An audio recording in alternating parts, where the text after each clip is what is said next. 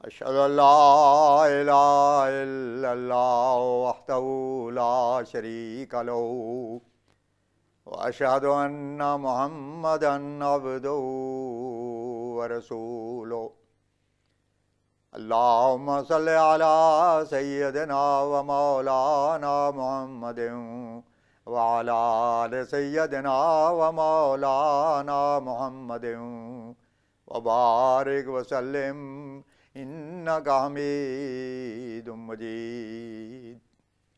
خاتم الانبیاء حضرت محمد مصطفیٰ احمد مجتبیٰ صلی اللہ علیہ وسلم کے غلام اور ہمارے امام بانی جماعت احمدیہ حضرت مسیح موعود و مہدی مسعود علیہ السلام کے ایمان افروز اور روح پرور ملفوظات۔ فرمایا، دیکھو ایک بچہ بھوک سے بیتاب اور بے قرار ہو کر دودھ کے لیے چلاتا ہے اور چیختا ہے تو ماں کے پستان میں دودھ جوش مار کر آ جاتا ہے، حالانکہ بچہ تو دعا کا نام بھی نہیں جانتا، لیکن یہ کیا سبب ہے کہ اس کی چیخیں دودھ کو جذب کر لیتی ہیں؟ یہ ایک ایسا امر ہے کہ عموماً ہر ایک صاحب کو اس کا تجربہ ہے۔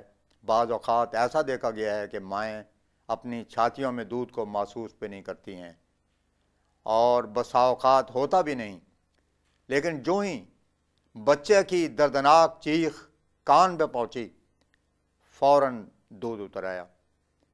جیسے بچے کی ان چیخوں کو دودھ کے جذب اور کشش کے ساتھ ایک علاقہ ہے۔ میں سچ کہتا ہوں کہ اگر اللہ تعالیٰ کے حضور ہماری چلاہٹ ایسی ہی اضطراری ہو تو وہ اس کے فضل اور رحمت کو جوش دلاتی ہے اور اس کو کھینچ لاتی ہے۔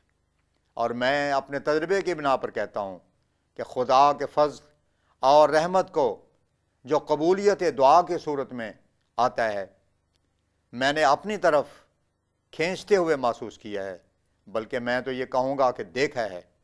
ہاں، آج کل کے زمانے کے تاریک دماغ فلاسفر اس کو محسوس نہ کر سکیں یا نہ دیکھ سکیں تو یہ صداقت دنیا سے اٹھ نہیں سکتی، اور خصوصاً ایسی حالت میں جب کہ میں قبولیت دعا کا نمونہ دکھانے کے لیے ہر وقت تیار ہوں۔ تو غرض یہ ہے کہ قانون قدرت میں قبولیت دعا کے نظیرے موجود ہیں، اور ہر زمانے میں خدا تعالیٰ زندہ نمونے بھیجتا ہے۔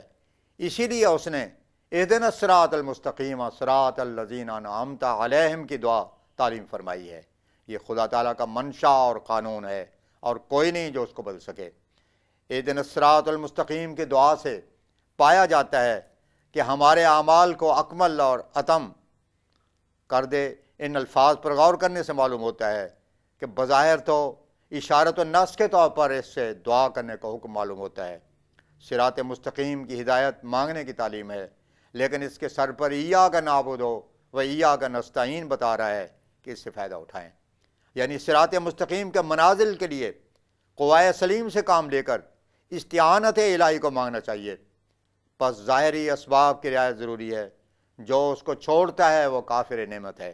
دیکھو یہ زبان جو خدا تعالیٰ نے پیدا کی ہے اور عروق و اعصاب سے اس کو بنایا ہے، اگر ایسی نہ ہوتی تو ہم بول نہ سکتے۔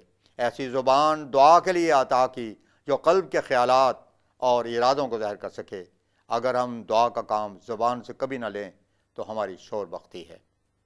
بہت سی بیماریاں ایسی ہیں کہ اگر وہ زبان کو لگ جائیں تو وہ یک دفعہ کام چھوڑ بیٹھتی ہے۔ یہ رحیمیت ہے۔ ایسے ہی قلب میں خشوع و خضوع کی حالت رکھی اور سوچنے اور تفکر کی قوتیں ودیت کی ہیں۔ پس یاد رکھو، اگر ان قوتوں اور طاقتوں کو معطل چھوڑ کر دعا کرتے ہیں تو یہ دعا کچھ بھی مفید اور کارگر نہ ہوگی، کیونکہ جب پہلے عطیہ سے کچھ کام نہیں لیا تو دوسرے سے کیا نفع اٹھائیں گے۔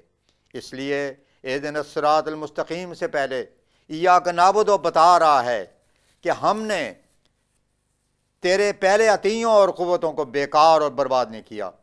یاد رکھو، رحمانیت کا خاصہ یہی ہے کہ وہ رحیمیت سے فیض اٹھانے کے قابل بنا دے۔ اس لیے خدا تعالیٰ نے جو ادعونی استجیب لکم فرمایا، یہ نری لفاظی نہیں بلکہ انسانی شرف اسی کا متقاضی ہے۔ مانگنا انسانی خاصہ ہے، اور جو استجابت جو اللہ تعالیٰ کا نہیں وہ ظالم ہے۔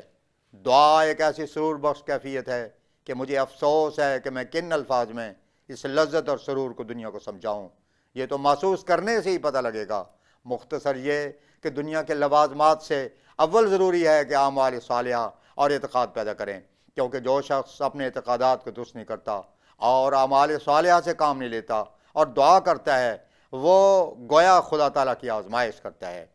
تو بات یہ ہے کہ اہدنا الصراط المستقیم کے دعا میں یہ مقصود ہے کہ ہمارے اعمال کو اکمل اور اتم کر، اور پھر یہ کہہ کر کہ صراط الذین انعمت علیہم، اور بھی صراحت کر دی کہ ہم اس صراط کی ہدایت چاہتے ہیں جو منعم علیہ گروہ کی راہ ہے، اور مغضوب گروہ کی راہ سے بچا جن پر بدعمالیوں کی وجہ سے عذاب الہی آ گیا، اور ضالین کہہ کر یہ دعا تعلیم کی کہ اس سے بھی محفوظ رکھ کہ تیری حمایت کے بدوں بھٹکتے پھریں۔ ایک اور بات یاد رکھنے کے قابل ہے کہ جگہ لف و نشر مرتب ہے، اول الحمدللہ کہ اللہ مستجمع جمیع صفات کاملہ، ہر ایک خوبی کو اپنے اندر رکھنے والا اور ہر ایک عیب و نقص سے منزہ ہے۔ دوم رب العالمین، سوم الرحمن، چہارم الرحیم، پنجم مالک یوم الدین۔ اب اس کے بعد جو درخواستیں ہیں وہ ان پانچوں کے ماتحت ہیں۔ اب سلسلہ یوں شروع ہوتا ہے، ایاک نعبد، یہ فقرہ الحمدللہ کے مقابل ہے، یعنی اے اللہ تو جو ساری صفات حمیدہ کا جامع ہے اور تمام بدیوں سے منزہ ہے، تیری عبادت کرتے ہیں۔ مسلمان اس خدا کو جانتا ہے جس میں وہ تمام خوبیاں جو انسانی ذہن میں آ سکتی ہیں موجود ہیں، اور اس سے بالا تر اور عرفہ ہیں، کیونکہ یہ سچی بات ہے کہ انسانی عقل اور فکر اور ذہن خدا تعالیٰ کی ذات کا احاطہ ہرگز نہیں کر سکتے۔ سیدنا حضرت اقدس مسیح موعود اپنے منظوم کلام میں فرماتے ہیں، تجھے دنیا میں ہے کس نے پکارا کہ پھر خالی گیا قسمت کا مارا، تو پھر ہے کس قدر اس کو سہارا جس کا تو ہی ہے سب سے پیارا، ہوا میں تیرے فضلوں کا منادی فسبحان الذی اخذ العادی، وآخر دعوانا ان الحمدللہ رب العالمین۔